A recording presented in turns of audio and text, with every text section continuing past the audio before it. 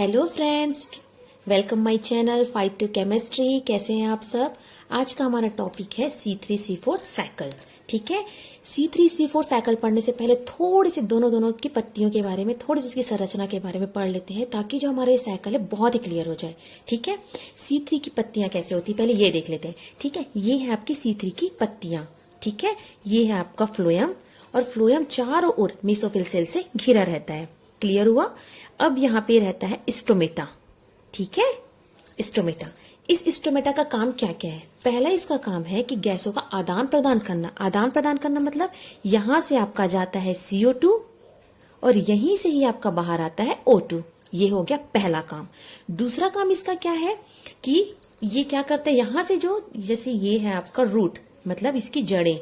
ठीक है, यहां से इसका जो पानी रहता है, प्लांट का जो पानी रहता है वो वाष्प के रूप में बाहर निकलता है। तभी तो ये जड़ से पानी ऊपर जाएगा, पेड़ में पत्तियों से बाहर निकलते रहता है।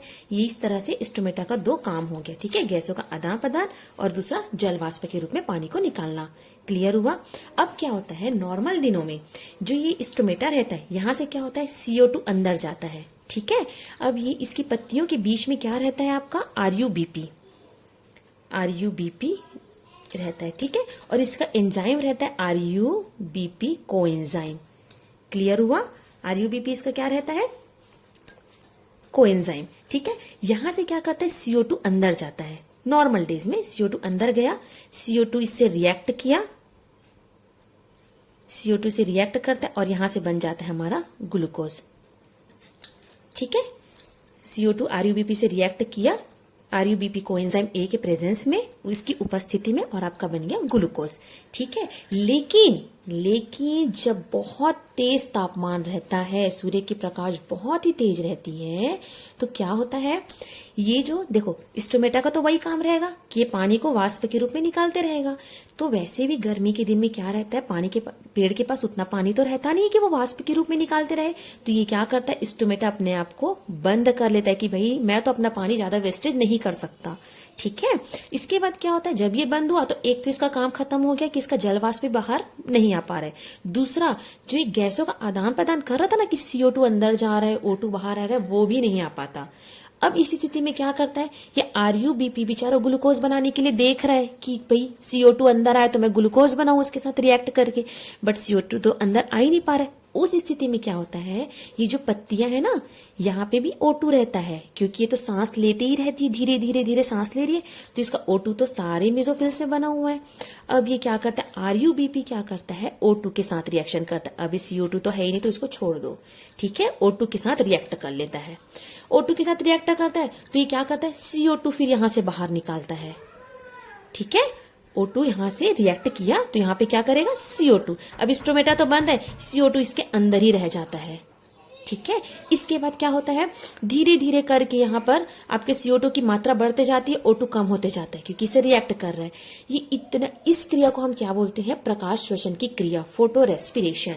ठीक है, ये जो क्रिया होती है C3 प्लांट के लिए इसका कोई भी मतलब नहीं। क्यों, सबसे पहला इसका डिसएडवांटेज मतलब इसका हानि क्या क्या है कि ये CO2 ग्रहण नहीं कर पा रहा है। दूसरा, ये O2 हमारे लिए बाहर भी नहीं निकाल पा रहा है। तीसरा, इसमें जो बनने वाला प्रोडक्ट है ना ग्लूकोज, जिसके सहारे ये प्लांट जिंदा रहते हैं, वो भी नहीं बन रहा है। चौथा, इस सब क्रिया के होने के लिए ये जो O2 वगैरह इसके साथ जो मिलके जो क्रिया कर रही है ना, उसके लिए हमारा एक ATP भी चला जाता है। ATP मतलब उसकी एनर्जी भी चले जाती है। बेचारे के पास ऑलरेडी एनर्जी नहीं है, ऊपर से और एनर्जी देके अपने लिए जो अभिशाप है ना उस काम को भी करते रहता है ये। तो इसलिए प्रकाश श्वसन की जो क्रिया है ना वो सारे प्लांट्स के लिए सिर्फ अभिशाप है, उसका कोई सेंस नहीं रहता। लेकिन क्या करे, बेचारे के पास ऐसा कुछ बना ही नहीं है, उसके पास कुछ ऐसी संरचना ही नहीं है कि उस प्रकाश संश्लेषण की क्रिया को रोक सके। ठीक है, ये हो गया आपका C3 प्लांट का। लेकिन जो ये C4 प्लांट रहता है ना, वो प्रकाश श्वसन की क्रिया को रोकने के लिए अपने अंदर ऐसी एक संरचना बना लिया है। वो संरचना आपकी है, देखो इसमें भी आपका फ्लोएम है, इसमें भी फ्लोएम है, इसमें मेसोफिल सेल्स, इसमें भी मेसोफिल सेल्स, लेकिन इसमें जो ये रेड वाला दिख रहा है ना, ये है आपका बंडल शीट सेल्स। ठीक है, जो इसके लिए वरदान है। देखो इसकी मेसोफिल्स में क्या होते हैं, कौन सा एंजाइम था, RUBP रहता है आपका पेप, यहाँ पे रहता है पेप कोएंजाइम। यहां पे आपका रहता है RuBpCO। ठीक है, अब क्या होता है देखो, इसमें तो डायरेक्ट क्या होता है, यहां पर इसी संरचना को हमको देखना है बस अभी। ठीक है, अब इस संरचना को समझने के लिए हम यहां चले जाते हैं। ठीक है, ये जो मेसोफिल सेल था वो मेसोफिल सेल्स यहां पे भी है। यहाँ पे जो बंडल सीड सेल्स थे वो बंडल सीड सेल्स यहाँ पे हैं। सबसे पहले अभी क्रिया होती है यहाँ पे मेसोफिल सेल्स में, अभी इसको भूल जाते, सिर्फ अभी ग्रीन वाले में रिएक्शन हो रहा है, इसको देखते कि यहाँ क्या होता है। ठीक है, सबसे पहले यहाँ पे रहता है पैप। पैप रहता है मतलब फॉस्फोइनॉल पायरुविक एसिड रहता है। वो कितने कार्बन वाला रहता है, 3 कार्बन वाला। ठीक है, इस ग्रीन वाले में चल रहा है, इसको आप भूल जाइए, सिर्फ इस ग्रीन को याद रखिए। यहां से क्या करता है, CO2 अंदर आता है। ठीक है, CO2 यहां से अंदर आ गया। यहाँ पे इसके साथ कौन रहता है, PEP को, मतलब पेप्को एंजाइम रहता है। उसके साथ मिलकर क्या बनाता है, OAA ऑक्सिलो एसिटिक एसिड, जो कि कितने कार्बन वाला रहता है, 4 कार्बन वाला रहता है। ठीक है, तो ये क्या होता है, सबसे पहला स्थायी प्रोडक्ट हमारा क्या बना, स्थायी उत्पाद बना OAA 4 कार्बन वाला, इसलिए इसको बोलते हैं C4 साइकिल। ठीक है, अब ये जो है OAA वो क्या है, बंडल सीड सेल्स में इसको एंट्री करना है, ग्रीन से ऑरेंज में जाना है। ठीक है, लेकिन ये इस फॉर्म में नहीं जा सकता, इस फॉर्म में इसको एंट्री नहीं मिलने वाली, तो इसका यहाँ पे क्या हो जाता है, अपचयन हो जाता है। ठीक है, अपचयन हो गया किसमें, मैलेट में। देखो कार्बन तो एज इट इज है, कार्बन जैसे यहाँ 4 कार्बन थे, यहाँ भी 4 कार्बन है, यहाँ कुछ नहीं हुआ, सिर्फ यहाँ पे इसका अपचयन हुआ, मतलब थोड़ी सी संरचना चेंज हो गई है। अब इस मैलेट को यहाँ एंट्री करने की परमिशन मिल गई। ठीक है, अब ये ग्रीन से कहाँ चले जाएगा, रेड वाले में। ठीक है, ये भी 4 कार्बन वाला है। यहाँ पे मैलेट का हो जाता है डीकार्बोक्सिलेशन, मतलब ये 4 कार्बन वाला था तो एक बन गया CO2, दूसरा बन गया पाइरुवेट, 3 और 1 4 कार्बन। क्लियर हुआ, अभी आप इसको भूल जाइए। ठीक है, पाइरुवेट को अभी आपको ध्यान नहीं देना है।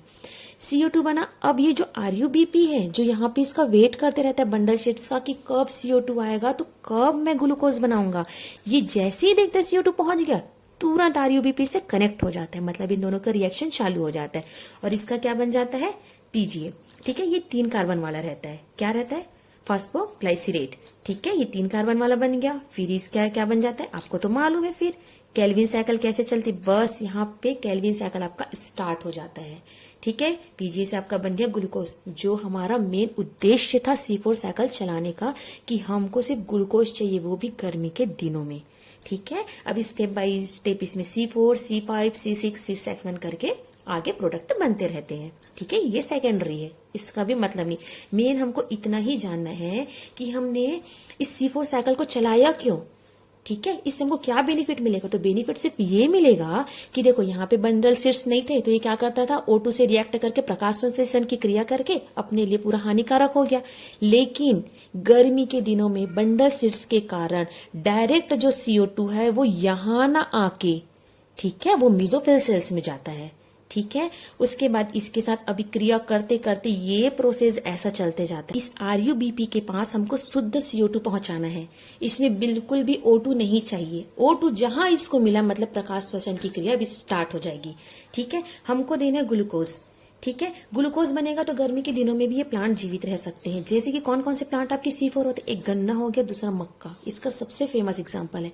उसके बाद आपके C3 प्लांट के बहुत सारे एग्जांपल है, जैसे ओट्स हो गया, सनफ्लावर हो गया, बाजरा हो गया, गेहूं, मूंगफली, उड़द एक्सेट्रा।